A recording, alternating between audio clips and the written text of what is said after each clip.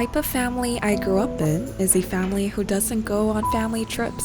For a trip to happen, there needed to be a reason. Like we had to deal with visa stuff, so we would go on a 10-hour drive road trip from Chiang Mai to Bangkok, or some other family would suggest camping, so we would just tag along. I don't have memories of us as a family going on trips for the sake of bonding, cause A, my parents always put work first. B, we weren't financially well off to splurge on trips for a family of 5. And C, my siblings and I have really big age gaps, so they all left the nest pretty fast before we could start bonding as a family. So when my parents suggested on going on a 3-day trip to another city near our hometown during my visit, I was pretty surprised. I didn't know they had it in them of being able to plan and research for trips in advance or be able to take a break from work and enjoy traveling. The thought of going on tours and sightseeing with my parents with no ulterior motive but solely just to focus on being with each other, not gonna lie, it felt kinda odd and foreign.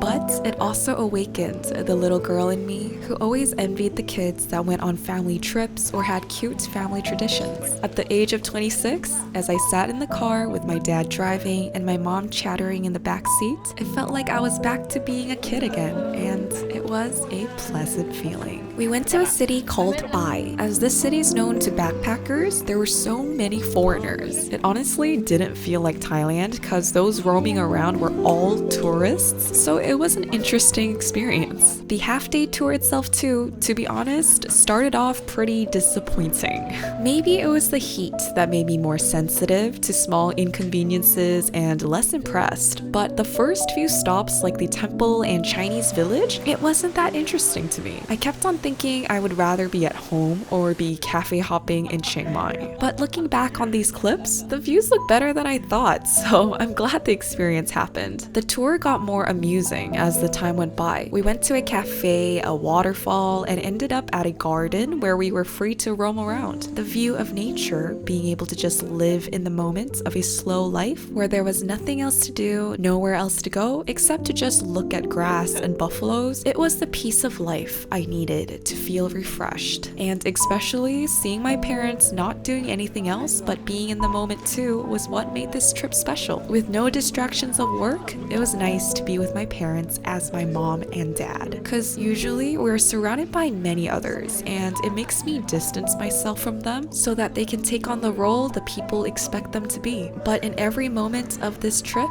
as it was just us 3, I was able to see and have them simply as my mom and dad, and I could be their kid again. I think this was the first ever sunset we got to see together, because there was never a time where we intentionally gathered to see the sunset together, you know? As we were looking at the same thing at the same time with no distractions or responsibilities to attend to, made this moment even more precious, as I know that it doesn't come around often. I couldn't help thinking to myself every time we saw something good that this moment isn't going to last, making the passing of time feel pretty cruel. But as it happens every day, nighttime came for us to go to sleep and wake up to live another day together again. The morning was absolutely beautiful, being greeted by the view of nature, the sound of river flowing and birds chirping with no sight of people. This felt like the definition of what a morning should look like. I'm not a morning person, but if this is what I can wake up to every day, say less. I'll be up. As my parents are early birds, we headed out to eat breakfast. Pai nightlife looked pretty intense with people drinking and dancing on the streets, but it was funny how the morning was completely different. The streets were empty and quiet, but we managed to find a porridge stand, which is my favorite Thai breakfast. Afterwards, my mom and I went on a little walk and truly experienced the charm of Pai. From what I heard, those who want to have the peaceful, quiet life experience come to Pai, because there's really nothing much in this small town, which gives you the freedom to be slow, you know? I could see myself being here for a few days to reflect on life and just be left alone with my own thoughts in the peace and quiet.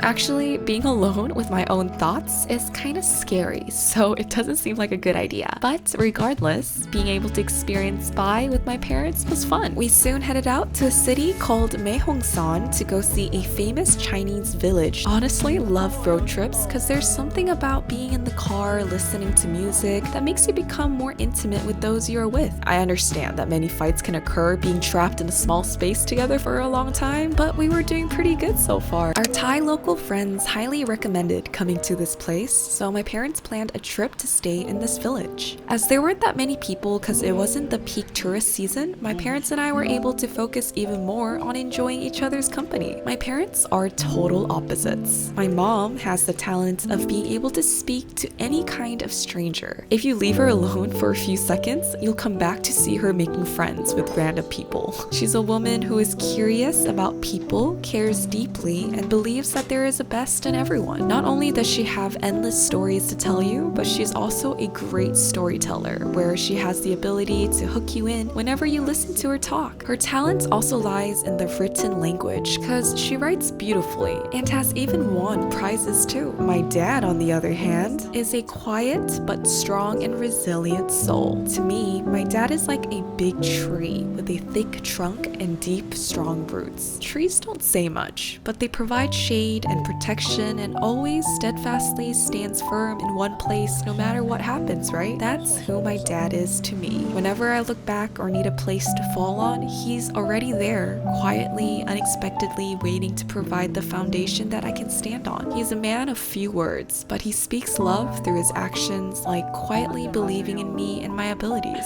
quietly supporting my dreams from afar, quietly waiting for me if I ever need a place to rest. My mom doesn't like change and prefers living life safe inside rules and routines, but my dad loves challenges and thinking outside the box to try new things. My mom always prepares for the worst, while my dad isn't afraid of failure and rather try than be held down by worries. My mom likes order and schedules, while my dad likes going with the flow and being adventurous. As polar opposites, it's so interesting how they're still able to put up with each other all these years. I grew up resenting my parents for not being the kind of parents I wanted them to be, but now I know they were the kind of parents I needed. What I learned from my mom is that it doesn't hurt to be kind and to not judge people by their looks. I learned to be open and to give people a chance, or give the benefit of the doubt, from the way I've seen my mom share kindness to those who needed it the most without expecting anything back. What I learned from my dad is the mindset of you never know until you try, and even if you fail, that has gotten you closer to your goal than if you haven't tried at all. My dad's mindset of never putting a limit on himself when the society can say otherwise has encouraged me to work towards becoming a person who thinks outside the box.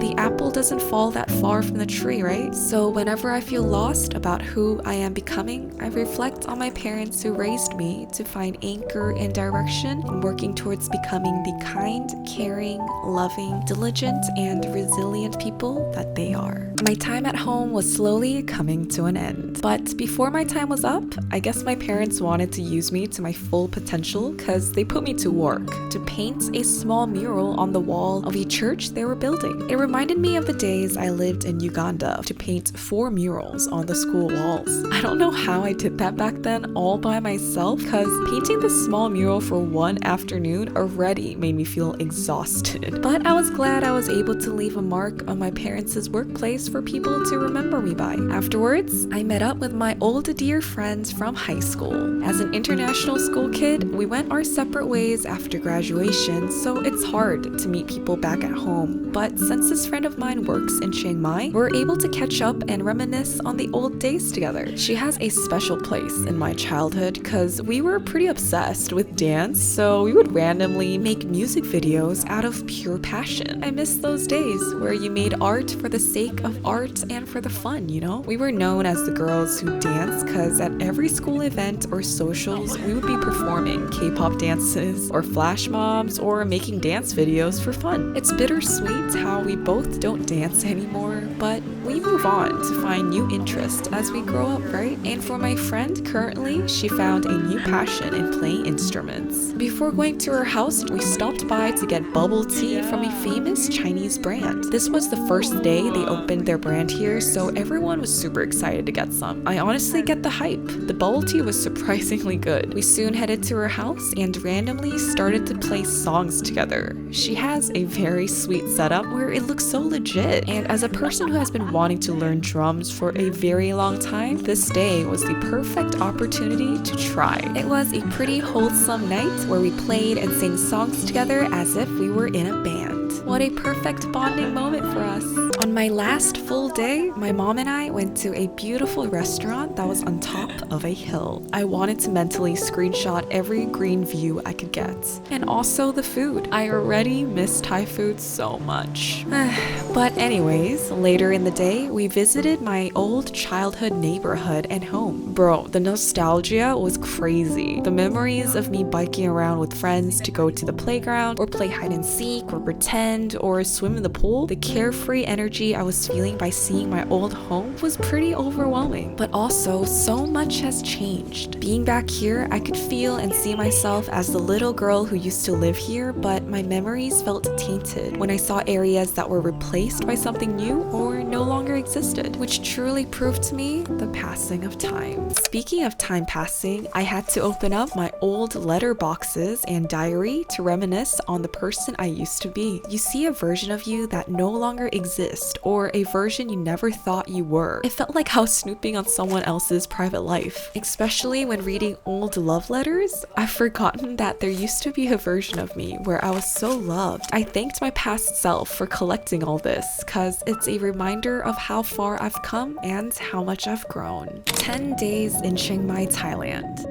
10 days at home. I never knew I would live a life where there would be a time limit to how long I can be at home, but here we are, where it's now time to say goodbye. This trip made me realize a lot of things. I realized my preferences in certain things have changed. Food or dessert I used to love as a kid no longer tasted as good this time around. Some places I used to go to for fun no longer excited me like before. And my biggest realization is I've come to put my parents first in my list of priorities. Growing up, I used to always put my friends first. Birthdays or any kind of happy celebration, I would spend them with my friends first. If I needed help or had worries, I would tell my friends first. If I was bored and wanted to go have fun, I would reach out to my friends first. But from the beginning of this trip, coming to Thailand was solely to be with my parents. I didn't care if there were friends back home or not, because I wanted to spend as much time with my parents. The things I wanted to do, places I wanted to explore, my parents' schedule and needs always came first before mine, because that's how much parent-focused I've become, as now I know how precious family time is. It's pretty ironic how when you have endless amount of time with your family when growing up, you do everything in your power to put others first. But now that every hangout we have is on a ticking deadline, it makes me want to turn back time to be a kid again, to value family more than I should have. When you express how much you love your parents, there can and should never be a limit. But as a family who doesn't say I love you out loud to each other's face, let me take a moment to leave my mark here for the record. 엄마, 아빠, 사랑해요. 우리는 은근 무뚝뚝한 가정이라 표현을 잘 안 하지만 더 늦기 전에 말로 표현해보고 싶었어요. 10년간의 태국 생활 세월, 애 셋이나 키우고 빛이 바라지 않는 곳들을 찾아가 사랑을 나누려는 두 분의 사명감을 볼 때마다 내가 누구인지 까먹을 때, 어떻게 살아가야 되는지 혼란스러울 때, 365일 비가 오나 눈이 오나 새벽 기도를 가는 엄마 아빠를 떠올리며 제 삶의 방향성을 다시 찾게 되는 것 같아요. 이제 나는 항상 곁에 있을 수 없지만 하루하루 열심히 살다가 이 사진 속의 나처럼 큰 미소로 엄마 아빠를 반기러 가겠습니다. 사랑해요.